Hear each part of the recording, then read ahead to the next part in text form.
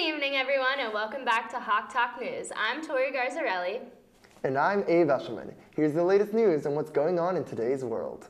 This past week has been filled with a handful of hate crimes, starting with a man in Kentucky who tried to enter a primarily African-American church with a gun, failed and went to a grocery store nearby and shot and killed 2 African Americans. Next, a self-proclaimed white supremacist was arrested for sending 14 pipe bombs through the mail. He targeted well-known Democrats such as Hillary Clinton and Barack Obama.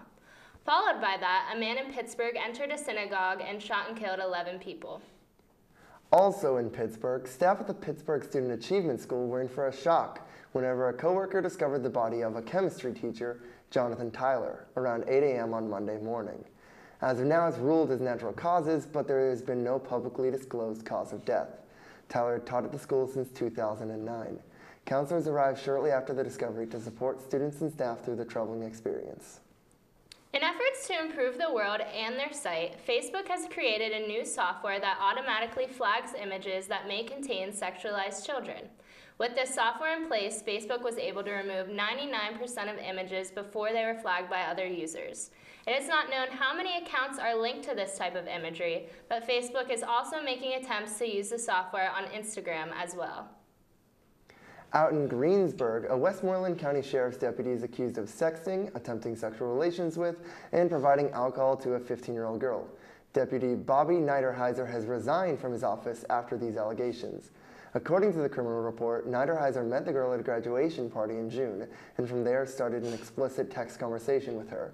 On a day he planned to meet with her to have sex, he was reportedly going to exchange alcohol for sex with the girl and her equally young friend, but locked himself out of his car when he was visibly drunk.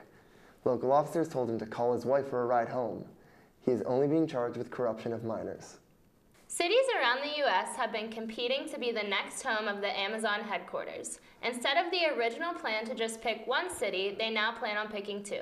The project is estimated to cost $5 billion and create 50,000 high-paying jobs. Right now, the considered locations are around Northern Virginia, Dallas, and New York City. The final 2 locations will be announced by the end of 2018. An Arizona boy has been labeled the guilty party by his grandfather in the chaotic alleged shooting in a family home.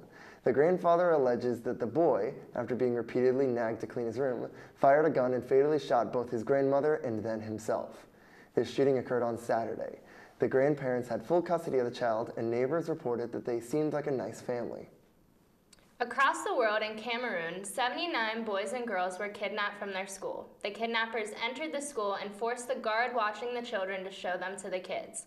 Their plan to move the children by school bus failed when the driver pretended there was something wrong with the bus. The men then took the children away on foot. It is assumed that the kidnappers are English secessionists wanting independence from French-influenced government. Most cases are mild, but Ballard got one of the most severe cases possible, with massive brain damage, yet retaining all his intelligence and awareness during the process. Sam fell into a coma for over 400 days and died 8 years after an infection in a hospital bed. He was surrounded by his friends and family and had regained control over his voice whenever he passed last week. Galvin apologized one final time for letting this happen, and both men cried in understanding. His final words were to his friend Kate, "I love you."